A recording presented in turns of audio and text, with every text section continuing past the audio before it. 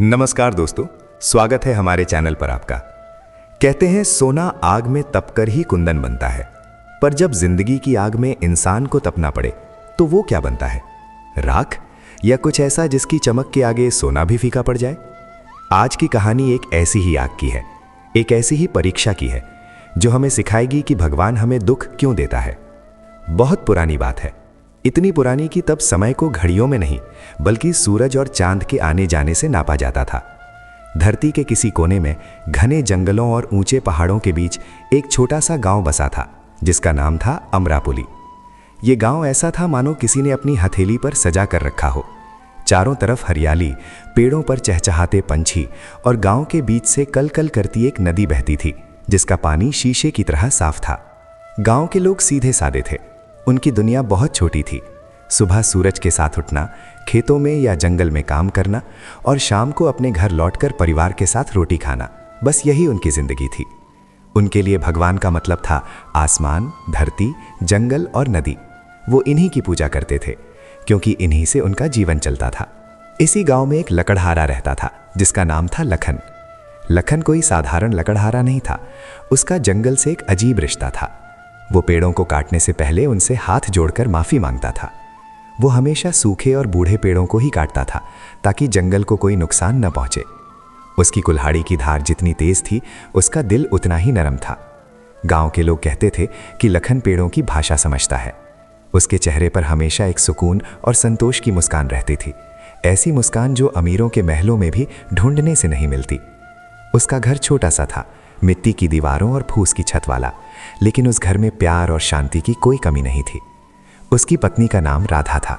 राधा का स्वभाव भी उसके नाम जैसा ही था, शांत और पवित्र। वो लखन की परछाई थी। जब लखन जंगल से लकड़ियां लेकर लौटता तो राधा दरवाजे पर पानी का लोटा लिए खड़ी मिलती। दोनों की आंखों में एक दूसरे के लिए सम्मान और गहरा प्रेम था।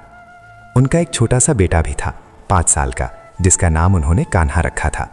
कान्हा की हंसी उस छोटे से आंगन में ऐसे गूंजती थी जैसे किसी मंदिर में घंटियां बज रही हों। लखन की दुनिया बस इन 3 लोगों में सिमटी हुई थी। लखन का विश्वास गांव के बाकी लोगों से कुछ ज्यादा ही गहरा था। वो जंगल के देवता वनदेव को बहुत मानता था। हर सुबह जंगल में जाने से पहले वो जंगल के मुहाने पर बने एक पुराने बरगद के पेड़ के नीचे सिर झुकाता। उस पेड़ के नीचे किसी ने पत्थर का एक छोटा सा चबूतरा बना दिया था और वही वनदेव का स्थान था। लखन मानता था कि उसकी हर सांस, उसकी कुल्हाड़ी का हर वार और उसके घर में जलने वाला हर चूल्हा सब वनदेव की कृपा से ही है। उसका विश्वास उस पुराने बरगद के पेड़ जैसा था जिसकी जड़ें धरती में बहुत गहरी थीं, जिन्हें कोई तूफान हिला नहीं सकता था। वो अक्सर अपनी पत्नी राधा से कहता, जब तक वनदेव की कृपा है हमें किसी बात की चिंता नहीं, वो हमारे पिता हैं और कोई पिता अपने बच्चों को भूखा नहीं सोने देता। राधा भी उसकी बातों में सिर हिला देती। उसकी आंखों में भी अपने पति के विश्वास के लिए पूरा सम्मान था। उनकी जिंदगी एक शांत नदी की तरह बह रही थी। हर दिन एक जैसा था, पर हर दिन में एक नया सुकून था। सुबह उठकर कान्हा को प्यार करना, राधा के हाथ की बनी रोटी खाकर जंगल जाना, दिन भर मेहनत करना और शाम को अपने परिवार के पास लौट आना। रात में जब कान्हा उनकी गोद में सो जाता तो वो और राधा बाहर आंगन में बैठकर आसमान के तारों को देखते और अपने आने वाले कल के छोटे छोटे सपने बुनते। उन्हें ज़्यादा कुछ नहीं चाहिए था, बस इतनी ही इच्छा थी कि उनका परिवार हमेशा साथ रहे, स्वस्थ रहे और 2 वक्त की रोटी मिलती रहे। उन्हें लगता था कि भाग्य ने उन्हें सब कुछ दिया है और वो इसके लिए वनदेव के हमेशा आभारी रहते थे। पर शायद वो नहीं जानते थे कि भाग्य जब करवट लेता है तो शायद नदियाँ भी तूफान का रूप ले लेती हैं और गहरे विश्वास की जड़ें भी हिलने लगती हैं। फिर एक दिन कुछ ऐसा हुआ जिसकी किसी ने कल्पना भी नहीं की थी। उस सुबह भी लखन हमेशा की तरह अपनी कुल्हाड़ी कंधे पर रखकर जंगल की ओर निकला। उसने वनदेव के स्थान पर सिर झुकाया और जंगल में दाखिल हुआ। लेकिन आज जंगल कुछ बदला बदला सा लग रहा था। हवा में एक अजीब सी खामोशी थी। पंछियों का रोज का शोर आज सुनाई नहीं दे रहा था। लखन ने इस बात पर ज्यादा ध्यान नहीं दिया और अपने काम में लग गया।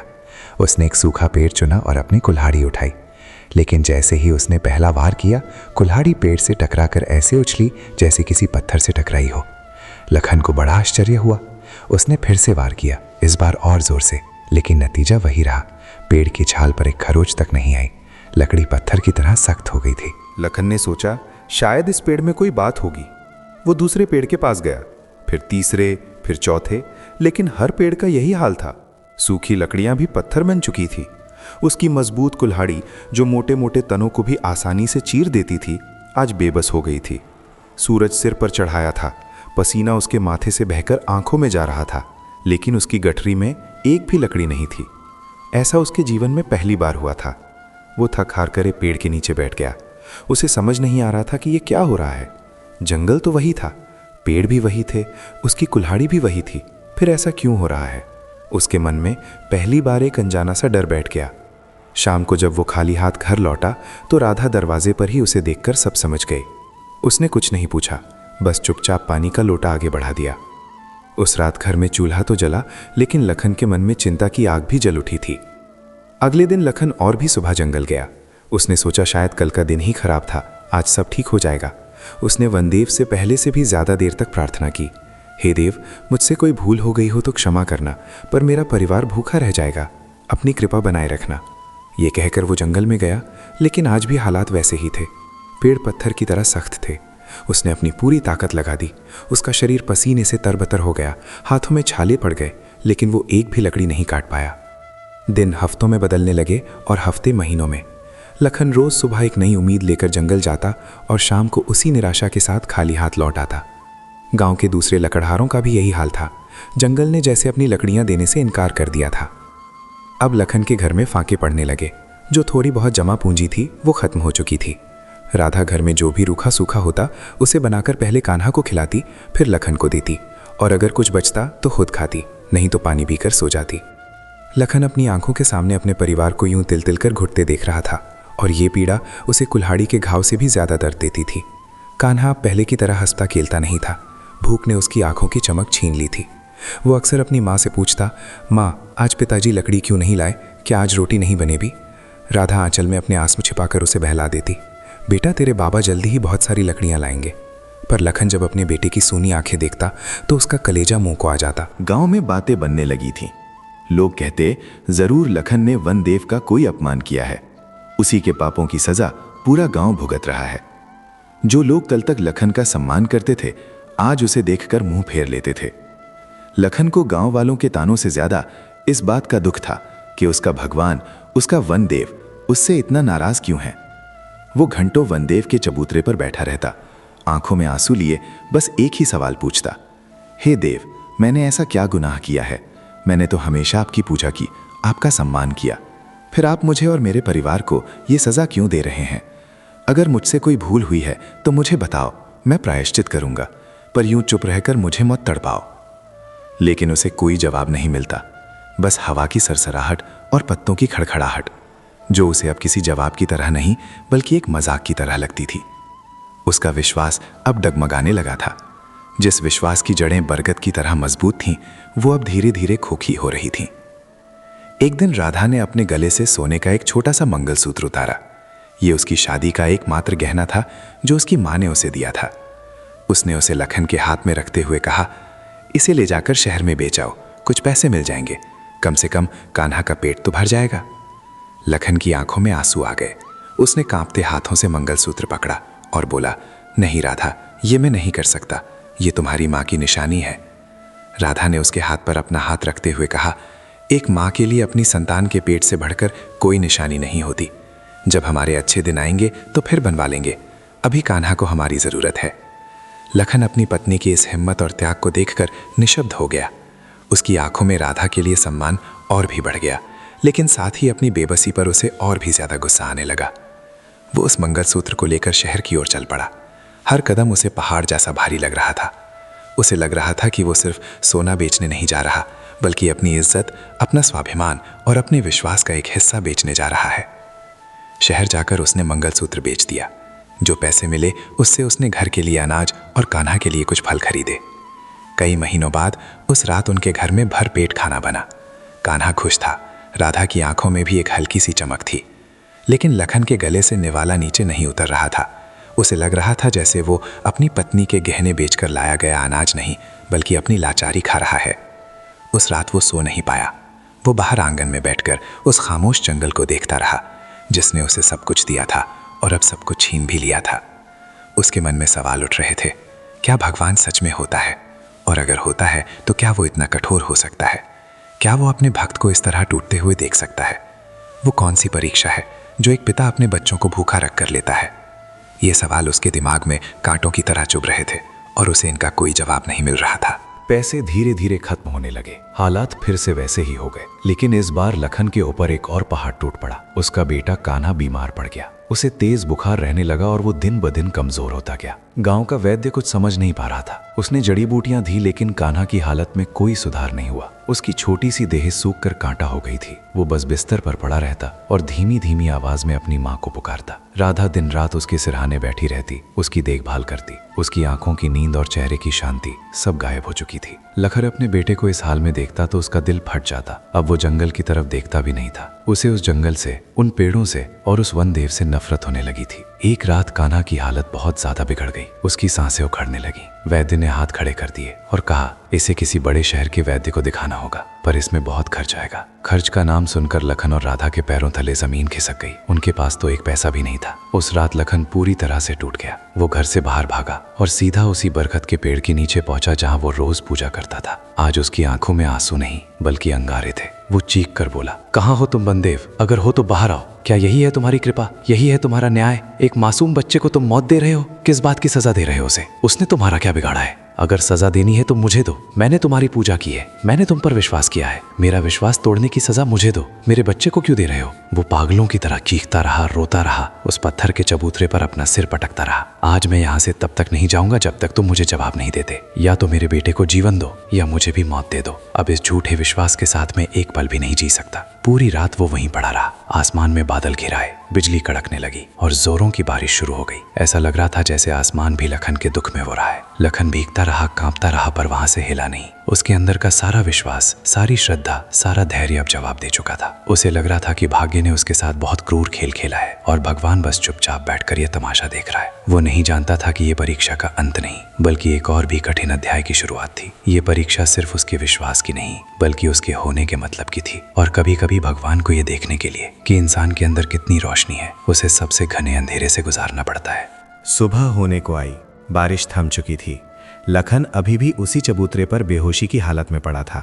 उसका शरीर ठंड से अकड़ गया था, लेकिन उसके अंदर का दर्द किसी भी शारीरिक पीड़ा से कहीं ज्यादा था। तभी गांव का एक आदमी भागता हुआ आया। उसकी सांसें फूली हुई थी। उसने लखन को झंझोड़ कर उठाया और बोला, लखन जल्दी घर चल, राधा तुझे बुला रही है। लखन के दिमाग में सबसे पहला ख्याल अपने बेटे का आया। उसका दिल बैठ गया। उसे लगा कि शायद सब कुछ खत्म हो गया। वो लड़खड़ाते कदमों से अपने घर की तरफ भागा। उसे डर लग रहा था उस सच का सामना करने से जो शायद घर के अंदर उसका इंतजार कर रहा था। घर पहुंचकर उसने देखा कि दरवाजे पर कुछ पड़ोसी खड़े हैं। उनके चेहरों पर एक अजीब सी हैरानी और डर का भाव था। लखन धड़कते दिल से अंदर घुसा। उसने देखा राधा अपने बेटे कान्हा के पास जमीन पर बैठी थी और उसे एकटक देखे जा रही थी। उसकी आंखों में ना आंसू थे ना कोई भाव। वो पत्थर की मूर्ति जैसी लग रही थी। लखन धीरे धीरे कान्हा के बिस्तर के पास गया। उसने देखा कि कान्हा की आंखें खुली हुई थी, लेकिन उनमें कोई हरकत नहीं थी। उसका शरीर शांत पड़ा था। लखन का पूरा संसार एक पल में उजड़ गया। वो घुटनों के बल वहीं गिर पड़ा। उसके मुंह से कोई आवाज़ नहीं निकली, कोई चीख नहीं, कोई आंसू नहीं, बस एक खालीपन था जो उसे अंदर ही अंदर खाए जा रहा था। उसे लगा बनदेव ने आखिरकार उसका जवाब दे ही दिया। उन्होंने उसकी पूजा का, उसकी आस्था का और उसकी चुनौती का ये सिला दिया था। गांव के लोग इकट्ठे हो गए। सबने मिलकर अंतिम संस्कार की तैयारी की। लखन एक मूर्ति की तरह सब कुछ देखता रहा। उसे कुछ भी महसूस नहीं हो रहा था। उसका दिमाग सुन्न हो चुका था। जब लोग कान्हा के छोटे से शरीर को लेकर जाने लगे तो राधा पहली बार बोली। उसकी आवाज़ में कोई दर्द नहीं, कोई भावना नहीं थी, बस एक अजीब सी शांति थी। उसने कहा, इसे नदी के किनारे मत ले जाओ, इसे जंगल में उसी बरगद के पेड़ के नीचे ले चलो जहाँ इसके पिता रोज पूजा करते थे। मैं चाहती हूँ कि वनदेव अपनी आंखों से देखें कि उन्होंने हमें क्या दिया है। उसकी बात सुनकर सब काम गए। ये एक भक्त का भगवान को दिया गया सबसे बड़ा उलाहना था। लोगों ने उसे समझाने की कोशिश की, पर वो अपनी बात पर अड़ी रही। मजबूर होकर लोग कान्हा को उसी बरगद के पेड़ के पास ले गए। लखन भी एक जिंदा लाश की तरह उनके पीछे पीछे चलता रहा। वहां पहुंचकर जब अंतिम क्रिया की तैयारी होने लगी तब लखन पहली बार बोला। उसने सबकी तरफ देखकर कहा, रुक जाओ। उसकी आवाज़ में इतनी ठंडक थी कि वहाँ मौजूद हर व्यक्ति सिहर गया। उसने अपनी कुल्हाड़ी उठाई जो महीनों से बेकाम पड़ी थी और उस बरगद के पेड़ की तरफ बढ़ा।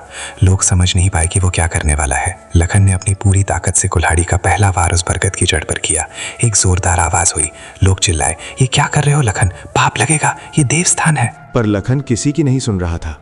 वो बस वार पर वार करता जा रहा था। उसके अंदर का सारा दुख, सारा गुस्सा, सारी पीड़ा जैसे उसकी कुल्हाड़ी में उतर आई थी।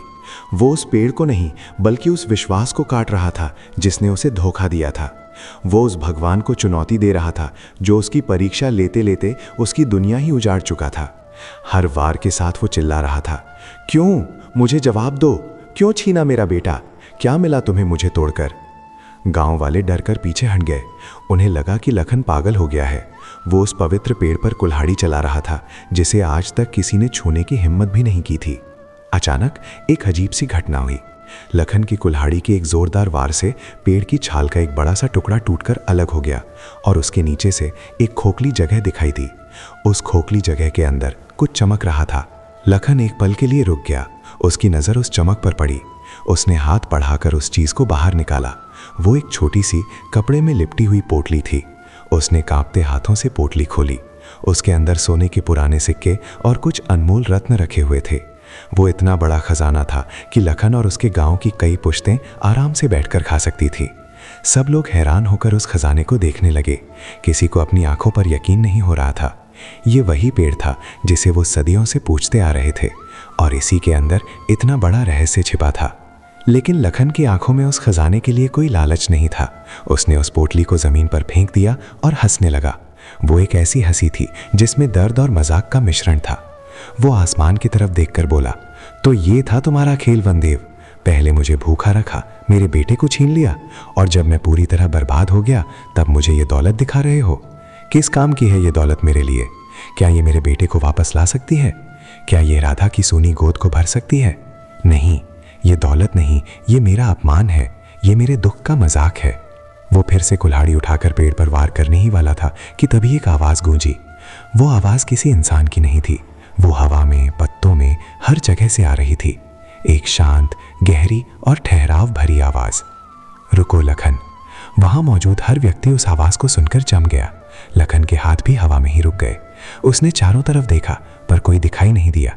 वो आवाज़ फिर से आई, तुम जिसे काट रहे हो वो सिर्फ एक पेड़ नहीं है लखन, वो एक प्रतीक है, एक विश्वास है। और तुम जिसे परीक्षा समझ रहे हो वो परीक्षा नहीं, एक यात्रा थी। लखन ने कांपती आवाज में पूछा, कौन हो तुम? आवाज ने जवाब दिया, मैं वही हूं जिसे तुम वनदेव कहते हो। मैं इस जंगल की आत्मा हूं, इस प्रकृति का अंश हूं। लखन के अंदर का सारा गुस्सा फिर से भड़क उठा। वो चीखा, तो तुम हो? कहाँ थे तुम जब मेरा बेटा मर रहा था? कहाँ थे तुम जब हम भूखे सो रहे थे? क्यों किया तुमने ये सब मेरे साथ? वनदेव की आवाज में कोई गुस्सा या नाराजगी नहीं थी। उसमें एक अजीब सा ठहराव था, जैसे कोई बूढ़ा पिता अपने नासमझ बच्चे को समझा रहा हो। लखन, जो होता है वो किसी एक कारण से नहीं होता। समय का एक चक्र है, भाग्य की एक नदी है और कर्मों का एक जाल है। तुम्हारा जंगल सूख गया क्योंकि धरती के गर्भ में कुछ बदलाव हो रहे थे। ये प्रकृति का नियम है। तुम्हारा बेटा बीमार पड़ा क्योंकि उसके शरीर में कोई व्याधि थी। ये शरीर का नियम है। मैंने इसमें से कुछ भी नहीं किया। लखन ने अविश्वास से कहा, तो फिर तुम भगवान किस बात के हो? अगर तुम कुछ बदल ही नहीं सकते तो हम तुम्हारी पूजा क्यों करें, तुम पर विश्वास क्यों करें? मेरा काम बदलना नहीं, हिम्मत देना है लखन, आवाज ने कहा। विश्वास का अर्थ ये नहीं है कि तुम्हारे जीवन में कभी दुख नहीं आएगा। विश्वास का अर्थ है कि जब दुख आए तो तुम उसे सहने की शक्ति अपने अंदर ढूंढ सको। मैंने तुम्हें भूखा नहीं रखा। मैंने तुम्हें ये देखने का अवसर दिया कि तुम्हारी पत्नी का प्रेम कितना गहरा है। मैंने तुम्हारे बेटे को नहीं छीना। मैंने तुम्हें ये एहसास दिलाया कि जीवन कितना अनमोल है। और ये खजाना, ये मैंने तुम्हें आज नहीं दिया। ये तुम्हारे पूर्वजों ने सैकड़ों साल पहले इसी पेड़ में छुपाया था, ताकि जब उनकी संतान पर कोई बड़ी विपत्ति आए तो ये उनके काम आ सके। मैंने तो सिर्फ सही समय पर तुम्हारे गुस्से को एक दिशा दी ताकि तुम इस तक पहुंच सको। वनदेव की बातें लखन के मन में तीर की तरह लग रही थीं। वो निशब्द खड़ा था। आवाज फिर गूंजी, तुम भाग्य की परीक्षा की बात करते हो, पर क्या कभी सोचा है कि ये परीक्षा क्यों ली जाती है? सोना जब तक आग में नहीं तपाया जाता तब तक कुंदन नहीं बनता। मिट्टी जब तक चाक पर घूमकर आग में पकती नहीं तब तक घड़ा नहीं बनती। मनुष्य का जीवन भी ऐसा ही है। दुख, पीड़ा और कठिनाइयाँ वो आग हैं जो इंसान के अंदर छुपी हुई अच्छाई, साहस और प्रेम को बाहर निकालती हैं। तुम पहले एक साधारण लकड़हारे थे जो सिर्फ अपने परिवार के लिए जीता था। आज तुम्हारे अंदर जो दर्द है, जो सवाल है, उन्होंने तुम्हें साधारण से असाधारण बना दिया है। तुम अब सिर्फ लकड़ियाँ नहीं काटोगे, तुम अब जीवन का अर्थ समझोगे। तुम्हारा बेटा कहीं नहीं गया लखन, वनदेव ने कहा। उसका शरीर यहीं है, पर उसकी आत्मा प्रकृति में विलीन हो गई है। वो अब इस हवा में है, इस मिट्टी में है, इन पत्तों में है। जब भी तुम किसी बच्चे को हंसते देखोगे तो उसमें अपने कान्हा की झलक पाओगे। जब भी किसी माँ को अपने बच्चे को प्यार करते देखोगे तो अपनी राधा का प्रेम महसूस करोगे। मैंने तुमसे कुछ छीना नहीं है लखन, मैंने तुम्हारे देखने का नजरिया बड़ा कर दिया है। इतना कहकर वो आवाज शांत हो गई। जंगल में फिर से वही खामोशी छा गई, लेकिन इस खामोशी में अब कोई डर नहीं था, बल्कि एक गहरी शांति थी। लखन के हाथ से कुल्हाड़ी छूटकर जमीन पर गिर गई। वो वहीं जमीन पर बैठ गया।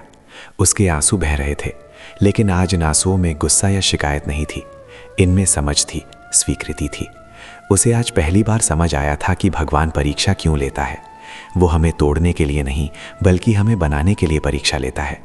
वो हमें दुख देने के लिए नहीं, बल्कि हमें दुख से परे देखना सिखाने के लिए कठिनाइयाँ भेजता है। उसने उस खजाने की पोटली उठाई। वो राधा के पास गया, जो अब भी पत्थर की मूर्ति बनी बैठी थी। लखन ने उसके कंधे पर हाथ रखा। राधा ने धीरे से अपनी आंखें उठाई। लखन ने कुछ नहीं कहा, बस उसकी आंखों में देखा, और राधा भी जैसे सब कुछ समझ गई। दोनों की आंखों से आंसू बहने लगे और उन आंसुओं ने उनके सारे घाव धो दिए। उस दिन के बाद लखन बदल गया। उसने अपने बेटे का अंतिम संस्कार उसी बरगद के पेड़ के नीचे किया। उसने उस खजाने का इस्तेमाल पूरे गांव की भलाई के लिए किया। गांव में एक पाठशाला बनवाई, एक कुआं खुदवाया और हर जरूरतमंद की मदद की। वो अब लकड़ियां नहीं काटता था, वो अब जंगल की देखभाल करता था। वो लोगों को सिखाता था कि प्रकृति का सम्मान कैसे किया जाए, जीवन के दुख को कैसे स्वीकार किया जाए और विश्वास का असली मतलब क्या होता है। उसका अपना दुख बहुत बड़ा था, लेकिन अब उसने उस दुख को अपनी ताकत बना लिया था। वो अक्सर उस बरगद के पेड़ के नीचे बैठता और घंटों खामोश रहता, जैसे वो उस जंगल की आत्मा से बातें कर रहा हो। उसका विश्वास लौटा नहीं था, बल्कि उसका विश्वास और भी गहरा और सच्चा हो गया था। अब वो ये नहीं मानता था कि भगवान हमें दुख से बचाता है, अब वो ये मानता था कि भगवान हमें दुख सहने की शक्ति देता है, और शायद यही सबसे बड़ी कृपा थी। जी, मैं कहानी को आगे बढ़ा रहा हूँ। समय रेत की तरह होता है, मुट्ठी में बांधो तो फिसल जाता है और खुला छोड़ दो तो अपनी निशानियां छोड़ जाता है। अमरापली गांव की धरती पर भी समय ने कई निशानियां छोड़ी थीं। कान्हा को गए हुए कई साल बीत चुके थे। गांव अब वो पुराना सहमा हुआ गांव नहीं रहा था। लखन ने उस खजाने का एक एक सिक्का गांव की भलाई में लगा दिया था। गांव के बीचों बीच अब एक पाठशाला थी, जहां बच्चों के हंसने और पढ़ने की आवाजें गूंजती थीं। पाठशाला के पास ही एक बड़ा सा पक्का कुआं था, जिसके मीठे पानी से अब किसी का गला नहीं सूखता था। और सबसे बड़ी बात, गांव के मंदिर के पास एक अन्न क्षेत्र चलता था, जहां दिन में 2 बार चूल्हा चलता था और ये पक्का किया जाता था कि गांव में कोई भी परिवार भूखा न सोए। अमरापली अब सिर्फ एक गांव नहीं था, बल्कि एक बड़ा सा परिवार बन गया था, जिसे लखन और राधा ने अपने दुख की राख से सींचकर खड़ा किया था। लखन अब लकड़हारा नहीं था। गांव के लोग उसे लखन भैया या लखन काका कहकर बुलाते थे। उसके चेहरे पर अब भी एक शांति थी, लेकिन ये शांति अब संतोष की नहीं, बल्कि समझ की थी। उसने अपने जीवन के सबसे बड़े दुख को स्वीकार कर लिया था, और उस स्वीकृति ने उसे एक गहरी स्थिरता दे दी थी। वह अपना ज्यादातर समय जंगल में ही बिताता, लेकिन अब उसकी कुल्हाड़ी पेड़ों को काटने के लिए नहीं, बल्कि उनकी रक्षा करने के लिए उठती थी। वो नए पौधे लगाता, सूखे पेड़ों की छटाई करता और जानवरों के लिए पानी के छोटे छोटे गड्ढे भरता। जंगल और उसके बीच का रिश्ता अब जरूरत का नहीं, बल्कि प्रेम का हो गया था। वो अक्सर उसी बरगद के पेड़ के नीचे जाकर बैठ जाता। वो कोई पूजा नहीं करता, कोई प्रार्थना नहीं करता, बस खामोशी से बैठा रहता, जैसे 2 पुराने दोस्त बिना कुछ कहे ही एक दूसरे का हालचाल ले रहे हों। राधा भी बदल गई थी।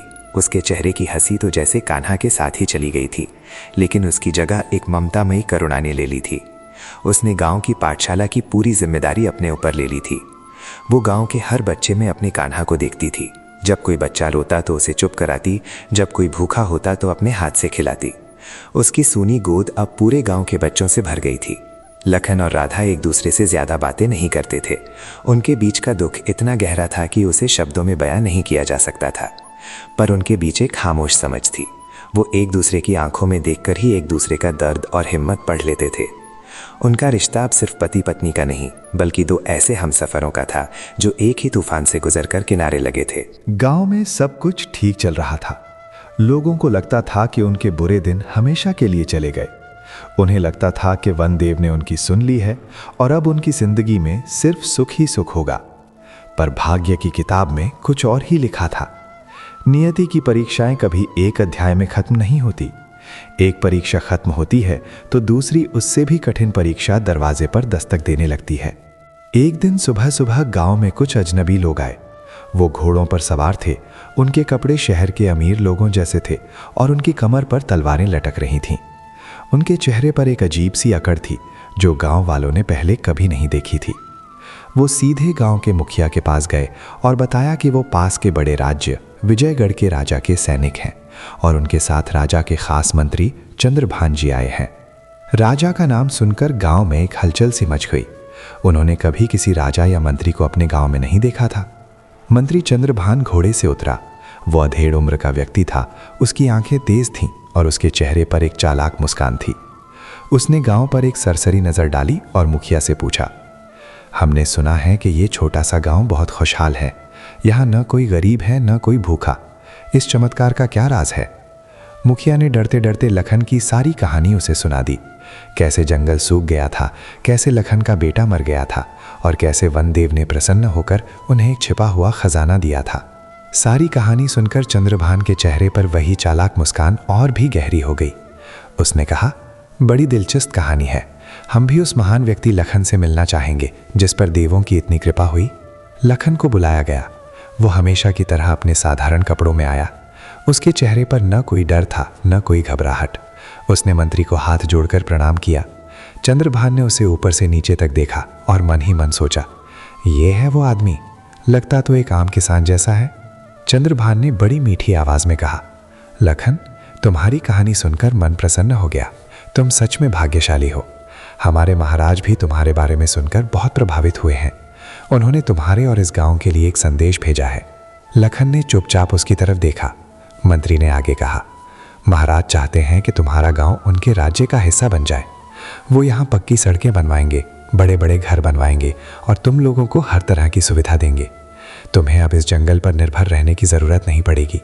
और बदले में महाराज बस ये चाहते हैं कि वो खजाना जो वनदेव ने तुम्हें दिया है उसे राजकोष में जमा करा दिया जाए। आखिरकार एक राज्य की संपत्ति पर राजा का ही अधिकार होता है। मंत्री की बात सुनकर वहां खड़े सभी गांव वाले सन्न रह गए। लखन का चेहरा शांत ही रहा। उसने बड़ी नम्रता से जवाब दिया, मंत्री जी, आपका और महाराज का बहुत बहुत धन्यवाद कि आपने हमारे जैसे छोटे से गांव के बारे में सोचा। पर वो खजाना मेरा नहीं है, वो इस जंगल का है, इस गांव का है और उसका एक एक पैसा इन गांव वालों की भलाई में ही लग रहा है। हमें बड़े घर और पक्की सड़कें नहीं चाहिए। हमें बस हमारा ये शांत जीवन और हमारा ये जंगल चाहिए। कृपा करके आप महाराज को हमारा प्रणाम कहें और कहें कि हम जैसे हैं वैसे ही खुश हैं। लखन का जवाब सुनकर चंद्रभान की आंखों में एक पल के लिए गुस्सा चमका, लेकिन उसने उसे अपनी मुस्कान के पीछे छिपा लिया। उसने कहा, लखन, तुम शायद महाराज की उदारता को समझ नहीं रहे हो। ये एक प्रस्ताव है, इसे ठुकराने की गलती मत करना। जो खजाना तुम्हें मिला है वो सिर्फ एक छोटा सा हिस्सा हो सकता है। क्या पता उस पेड़ के नीचे या इस जंगल में और भी कितना सोना छिपा हो। अगर तुम महाराज का साथ दो तो वो तुम्हें इस पूरे इलाके का सबसे अमीर आदमी बना सकते हैं। सोच कर देखो। लेकिन लखन पर उसकी बातों का कोई असर नहीं हुआ। उसने हाथ जोड़कर कहा, मंत्री जी, मुझे अमीर नहीं बनना। मैंने दौलत की कीमत तब समझी थी जब वो मेरे बेटे की सांसें भी नहीं खरीद सकी। ये खजाना मेरे लिए मिट्टी के बराबर है। बस इसका इस्तेमाल दूसरों का पेट भरने के लिए हो रहा है, इसलिए ये कीमती है। और रही बात और खजाने की, तो इस जंगल में सिर्फ एक ही खजाना है और वो हैं ये पेड़, ये जानवर और यहाँ की शांति।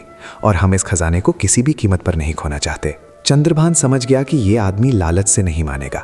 उसने अपनी चाल बदल दी। उसने लखन को छोड़कर गांव वालों से बात करना शुरू कर दिया। वो हर रोज गांव में एक छोटी सी सभा लगाता और लोगों को बड़े बड़े सपने दिखाता। वो कहता, तुम्हारा ये नेता लखन बड़ा स्वार्थी है। इसे देवों ने खजाना दिया और ये तुम्हें सिर्फ रोटी कपड़ा देकर बहला रहा है। अगर ये खजाना महाराज को दे दिया जाए तो वो तुम्हें सोने के सिक्के देंगे। तुम्हारे बच्चे बड़े स्कूलों में पढ़ेंगे, तुम लोग रेशम के कपड़े पहनोगे। तुम लोग कब तक ये जंगली जीवन जीते रहोगे? लखन तो संत बन गया है क्योंकि उसने अपना सब कुछ खो दिया है, पर तुम्हारे पास तो अभी पाने के लिए पूरी दुनिया है। उसकी बातों में आकर अपना भविष्य बर्बाद मत करो। धीरे धीरे चंद्रभान की बातों का असर होने लगा। गांव में 2 गुट बन गए। बूढ़े लोग जिन्होंने लखन के साथ वो बुरा वक्त देखा था, वो अब भी लखन के साथ थे, पर नौजवान पीढ़ी जिनके मन में नए नए सपने थे, वो मंत्री की बातों में आने लगे। उन्हें लगने लगा कि लखन उनकी तरक्की के रास्ते में खड़ा है। वो आपस में कानाफूसी करने लगे। लखन काका ठीक कहते होंगे, पर मंत्री जी की बात में भी दम है। कब तक हम ऐसे ही रहेंगे? हमें भी तो आगे बढ़ना चाहिए। गांव की एकता जो इतने सालों में बनी थी, अब टूटने लगी थी। लालच का बीज एक बार मन में पड़ जाए तो वो बड़ी तेजी से फैलता है। लखन सब कुछ देख रहा था।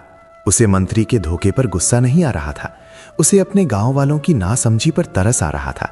वो देख रहा था कि कैसे दौलत की चमक लोगों की आंखों को अंधा कर देती है। ये उसके लिए एक नई परीक्षा थी। पहली परीक्षा उसके विश्वास की थी जो भगवान ने ली थी। ये दूसरी परीक्षा उसके धैर्य और ज्ञान की थी जो इंसान ले रहे थे। उसे समझ नहीं आ रहा था कि वो अपने ही लोगों को कैसे समझाए कि असली खजाना सोने चांदी में नहीं, बल्कि शांति और संतोष में है। एक शाम जब लखन उसी बरगद के पेड़ के नीचे बैठा था, राधा उसके पास आई। वो भी गांव में हो रही बातों से परेशान थी। उसने लखन के पास बैठकर कहा, ये लोग क्यों नहीं समझते? जिस दौलत के पीछे ये भाग रहे हैं, उसी दौलत ने तो हमें सबसे बड़ा दुख दिया है। क्या ये सब भूल गए? लखन ने एक गहरी सांस ली और राधा की तरफ देखा। उसकी आंखों में एक अजीब सी थकान थी। उसने कहा, नहीं राधा, ये भूले नहीं हैं, बस इन्हें वो दुख याद नहीं है क्योंकि इन्होंने उसे जिया नहीं है। भूख का असली मतलब वही जानता है जो भूखा रहा हो। दुख की गहराई वही समझता है जो दुख में डूबा हो। ये लोग पानी की सतह पर तैरने वाले पत्तों की तरह हैं। उन्हें नदी की गहराई का अंदाज़ा नहीं है। इन्हें लगता है कि सोना ही इन्हें बचाएगा। ये नहीं जानते कि ज़्यादा सोना नाव को डुबो भी देता है। उसकी बात सुनकर राधा चुप हो गई। उसे अपने पति के अंदर का दर्द महसूस हो रहा था। ये दर्द अपनी किसी हानि का नहीं, बल्कि उन लोगों के लिए था जिन्हें वो अपना समझता था और जो अब उससे दूर जा रहे थे। लखन फिर आसमान की तरफ देखकर धीरे से बोला, शायद वनदेव की परीक्षा अभी खत्म नहीं हुई है। पहले उन्होंने मुझे तपाया, अब वो मेरे गांव को तपा रहे हैं। वो देखना चाहते हैं कि आग में पड़कर कौन सोना बनता है और कौन राख। अगले दिन चंद्रभान ने अपनी आखिरी चाल चली। उसने ऐलान किया कि जो कोई भी उसे उस पेड़ के बारे में बताएगा जहां से खजाना मिला था, उसे राजा की तरफ से 100 सोने की मोहरें इनाम में दी जाएंगी। 100 मोहरों की बात सुनकर गांव में जैसे भूचाल आ गया। ये इतनी बड़ी रकम थी कि लोगों की आंखें चौंधिया गई। अब तक जो लोग लखन के साथ थे, उनके मन भी डोलने लगे। उस रात गांव में कोई नहीं सोया। हर घर में बस यही फुसफुसाहट चल रही थी। एक तरफ लखन का सम्मान था और दूसरी तरफ 100 मोहरों का लालच। लखन अपने घर में चुपचाप बैठा था। उसे पता था कि आज रात फैसले की रात है। उसे यह भी अंदाजा था कि फैसला क्या होगा। इंसान की फितरत को वो अब अच्छी तरह पहचानने लगा था। उसे इस बात का दुख नहीं था कि कोई उसे धोखा दे देगा। उसे इस बात का दुख था कि उसका गांव, जिसे उसने इतने प्यार से एक परिवार बनाया था, वो एक ही रात में बिखरने वाला था। ये हार किसी मंत्री या राजा से नहीं थी। ये हार इंसान की अपनी कमजोरियों से थी। वो बस चुपचाप बैठा इंतजार कर रहा था कि कब सुबह हो और कब भाग्य अपना अगला पन्ना पलटे। और उसे ये भी पता था कि अगला पन्ना शायद खून और आंसुओं की स्याही से लिखा होगा। जी, मैं इस कहानी को एक शानदार और यादगार अंत तक ले जा रहा हूँ, जिसमें एक गहरी सीख छिपी होगी। अगली सुबह सूरज की पहली किरण ने अभी धरती को छुआ ही था कि गांव के बाहर चंद्रभान के सैनिकों के घोड़ों की टापें सुनाई देने लगीं। लखन ने आंखें खोली, जैसे उसे पता ही हो कि यह आवाज आने वाली है। वो उठा, अपनी धोती ठीक की और चुपचाप घर के दरवाजे पर आकर खड़ा हो गया। उसे किसी को बुलाने की जरूरत नहीं पड़ी। घोड़ों की आवाज ने ही पूरे गांव को जगा दिया था। लोग डर और उत्सुकता के मिले जुले भाव से अपने अपने घरों से बाहर निकल रहे थे।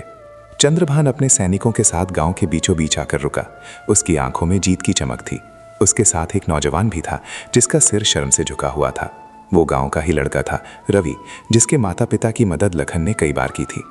लखन ने रवि की तरफ देखा, पर उसकी आंखों में गुस्सा नहीं, सिर्फ एक गहरी उदासी थी। रवि उससे आंखें नहीं मिला सका। चंद्रभान घोड़े से उतरकर लखन के सामने आया और एक विजयी मुस्कान के साथ बोला, तो लखन, तुम्हारे गांव के एक समझदार नौजवान ने सही फैसला ले लिया है। अब हमें उस देव वृक्ष तक ले चलो और चिंता मत करो, महाराज तुम्हारे गांव का पूरा ध्यान रखेंगे। लखन ने कोई जवाब नहीं दिया। वो बस चुपचाप उस दिशा में चल पड़ा जहां वो बरगद का पेड़ था। उसके पीछे पीछे चंद्रभान, उसके सैनिक और लगभग पूरा गांव चल रहा था। लोगों के चेहरों पर अलग अलग भाव थे। कुछ के चेहरों पर लालच की चमक थी, कुछ के चेहरों पर डर था और कुछ बूढ़ी आंखों में लखन के लिए हमदर्दी और अपनी बेबसी पर शर्मिंदगी थी। राधा भी भीड़ में थी। वो चुपचाप अपने पति को देख रही थी। उसकी आंखों में अपने पति के लिए अटूट विश्वास और गांव वालों के लिए गहरा अफसोस था। बरगद के पेड़ के पास पहुंचकर सब लोग गए। वो पेड़ हमेशा की तरह शांत और अडिग खड़ा था, जैसे वो इस इंसानी नाटक का सिर्फ एक खामोश गवाह हो। चंद्रभान ने अपने सैनिकों को आदेश दिया, खोदना शुरू करो, इस पेड़ की जड़ों के आसपास हर जगह खोदो, मुझे यकीन है यहाँ और भी बहुत कुछ छिपा होगा। सैनिक फावड़े और कुदाल लेकर पेड़ की तरफ बढ़े। जैसे ही पहले फावड़े ने पेड़ की जड़ के पास की मिट्टी को छुआ, एक अजीब सी घटना घटी। पूरे जंगल में एक पल के लिए सन्नाटा छा गया। पंछियों ने चहचहाना बंद कर दिया, हवा रुक गई और पत्तों की सरसराहट भी थम गई। ऐसा लगा जैसे जंगल ने अपनी सांसें रोक ली हों। सैनिकों ने इस पर ध्यान नहीं दिया और खोदना जारी रखा। वो मिट्टी हटाते गए, जड़ों को काटते गए। पेड़ की मोटी मोटी जड़ें जो धरती की छाती में धसी हुई थीं, अब कट कट कर बाहर आने लगी और जैसे ही एक बड़ी जड़ पर कुदाल का गहरा वार हुआ, उसमें से पानी की तरह एक लाल रंग का रस बहने लगा। ऐसा लग रहा था जैसे पेड़ रो नहीं रहा, बल्कि उसका खून बह रहा है। ये देखकर कुछ गांव वाले डर से कांप गए, लेकिन चंद्रभान हंसा, डरो मत, ये तो बस पेड़ का रस है, जल्दी करो, हमें खजाना चाहिए। लेकिन असलियत कुछ और थी। जैसे जैसे पेड़ की जड़ें कट रही थीं, गांव के जीवन पर उसका असर दिखने लगा था। गांव के पास से बहने वाली कलकल करती नदी की आवाज धीमी होने लगी थी। उसका पानी धीरे धीरे कम हो रहा था। गांव के कुएं का पानी जो हमेशा ऊपर तक भरा रहता था, अब नीचे बैठने लगा था। आसमान साफ था, पर हवा में घुटन सी महसूस होने लगी थी। बूढ़े लोग जिन्होंने पहले का अकाल देखा था, वो इस बदलाव को महसूस कर सकते थे। उनके चेहरे पर डर की लकीरें जहरी होने लगी थीं। वो समझ रहे थे कि ये कोई मामूली पेड़ नहीं है, ये उनके जीवन का स्रोत है, ये उनका असली वनदेव है। रवि, जिसने ये सब करवाया था, वो भी ये सब देख रहा था। उसका चेहरा पीला पड़ चुका था। 100 सोने की मोहरों का लालच अब डर में बदल रहा था। उसने देखा कि कैसे नदी सूख रही है, कैसे जंगल खामोश हो रहा है। उसे अपने कानों में अपने भूखे बचपन की सिसकियां सुनाई देने लगी। उसे याद आया कि कैसे इसी जंगल और इसी नदी ने उसे और उसके परिवार को पाला था। उसे याद आया कि कैसे लखन काका ने अकाल के दिनों में अपने घर की आखिरी रोटी भी उनके साथ बांट कर खाई थी। उसकी आंखों के सामने से लालच का पर्दा हट गया और उसे अपनी करनी की भयावहता का एहसास हुआ। वो और बर्दाश्त नहीं कर सका। वो दौड़कर लखन के पैरों में गिर पड़ा और फूट फूट कर रोने लगा। मुझे माफ कर दो काका, मुझसे बहुत बड़ा पाप हो गया। मैंने सोने के कुछ सिक्कों के लिए अपने पूरे गांव को बेच दिया। मैंने अपने भगवान को बेच दिया। लखन ने उसे उठाया नहीं, बस उसके सिर पर अपना हाथ रख दिया, जैसे कह रहा हो, गलती तुम्हारी नहीं, उस लालच की है जो इंसान को अंधा बना देता है। रवि का ये हाल देखकर बाकी गांव वालों की भी हिम्मत टूटी। एक बूढ़े आदमी ने आगे बढ़कर कहा, मंत्री जी रुक जाइए, हमें कोई खजाना नहीं चाहिए। ये पेड़ हमारा देवता है, इसे मत काटिए, इसे बख्श दीजिए, वरना हम सब बर्बाद हो जाएंगे। धीरे धीरे और भी आवाजें उठने लगीं। जिन लोगों की आंखों में कल तक लालच था, आज उन्हीं आंखों में पश्चाताप के आंसू थे। उन्होंने अपनी आंखों से देख लिया था कि असली खजाना क्या है। वो सोना नहीं जिसे वो जमीन में ढूंढ रहे थे, बल्कि वो पानी, वो हवा और वो शांति थी जिसे वो अपनी आंखों के सामने खो रहे थे। देखते ही देखते सारे गांव वाले, औरतें, बच्चे, बूढ़े सब उस बरगद के पेड़ के चारों ओर एक इंसानी दीवार बनाकर खड़े हो गए। उन्होंने अपने हाथ पकड़ लिए और सैनिकों के सामने सीना तान कर खड़े हो गए। उनकी आंखों में अब डर नहीं, बल्कि एक दृढ़ संकल्प था। वो अपने देवता को, अपने जीवन के स्रोत को बचाने के लिए अपनी जान देने को भी तैयार थे। चंद्रभान ये देखकर हैरान रह गया। उसने चिल्लाकर कहा, पागलो, हट जाओ, ये राज आज्ञा है। पर किसी ने उसकी नहीं सुनी। कोई अपनी जगह से 1 इंच भी नहीं हिला। चंद्रभान समझ गया कि वो इन लोगों से नहीं जीत सकता। वो तलवार के जोर पर जमीन जीत सकता था, पर दिलों में बसे विश्वास को नहीं जीत सकता था। वो गुस्से में जमीन पर लात मारकर अपने सैनिकों से बोला, चलो यहां से, छोड़ दो इन जंगली मूर्खों को इनकी किस्मत पर। चंद्रभान और उसके सैनिक वहां से चले गए, लेकिन अपने पीछे एक गांव छोड़ गए जो बिखरने के बाद पहले से भी ज्यादा मजबूती से जुड़ चुका था। जैसे ही वो लोग गए, जंगल में जैसे फिर से जान आ गई। हवा चलने लगी, पंछी चहचहाने लगे और सूखी हुई नदी में धीरे धीरे पानी फिर से भरने लगा। गांव वालों ने पेड़ की कटी हुई जड़ों पर मिट्टी डाली, उन पर पानी छिड़का, जैसे किसी घायल का मरहम पट्टी कर रहे हों। उस दिन गांव के किसी घर में चूल्हा नहीं जला। सबने मिलकर उस पेड़ के नीचे बैठकर प्रायश्चित का उपवास रखा। शाम ढल रही थी। लखन और राधा उसी पेड़ के नीचे बैठे थे। गांव के लोग धीरे धीरे अपने घरों को लौट चुके थे, पर उनके मन में एक गहरी शांति और अपने नेता के लिए पहले से भी ज्यादा सम्मान था। लखन ने आसमान में निकलते तारों को देखते हुए राधा से कहा, आज मैं समझा रहा था, आज मैं वनदेव की परीक्षा का पूरा मतलब समझा। राधा ने उसकी तरफ देखा। लखन ने आगे कहा, भगवान सिर्फ दुख देकर ही परीक्षा नहीं लेता, वो तो सबसे आसान परीक्षा होती है। दुख में तो इंसान को भगवान याद आता ही है, वो टूट कर भी जुड़ने की कोशिश करता है। असली और सबसे कठिन परीक्षा तो भगवान सुख देकर लेता है। वो दौलत देकर, ताकत देकर, खुशहाली देकर आजमाता है। वो देखता है कि जब इंसान के पास सब कुछ होता है तब क्या वो अपनी इंसानियत, अपनी जड़ें और अपने मूल्यों को याद रख पाता है या नहीं। दुख की आग में तो लोहा भी मजबूत बन जाता है, पर सुख के पानी में बड़े बड़े पहाड़ भी गल जाते हैं। उसकी आंखों में एक गहरी चमक थी, जैसे उसने जीवन के सबसे बड़े रहस्य को पा लिया हो। वो बोला, हमारे गांव ने दुख की परीक्षा पास कर ली थी, पर आज सुख की परीक्षा थी और हम इसमें लगभग फेल हो गए थे। वनदेव ने हमें नहीं, हमने खुद को बचाया है। उन्होंने हमें सिर्फ एक मौका दिया, एक चुनाव करने का मौका। और हर परीक्षा का मतलब सजा या इनाम नहीं होता राधा। हर परीक्षा का मतलब होता है एक चुनाव। ये चुनाव कि हम अंधेरे को चुनेंगे या रोशनी को, लालच को चुनेंगे या संतोष को, नफरत को चुनेंगे या प्रेम को। भगवान हमें हालात देता है और हम उन हालातों में जो चुनाव करते हैं वही हमारा भाग्य बन जाता है। भगवान किसी का भाग्य नहीं लिखता, वो तो बस हमें कलम और कागज देता है और हमारी हर परीक्षा हमारी अपनी कहानी लिखने का एक मौका होती है। राधा ने लखन का हाथ थाम लिया।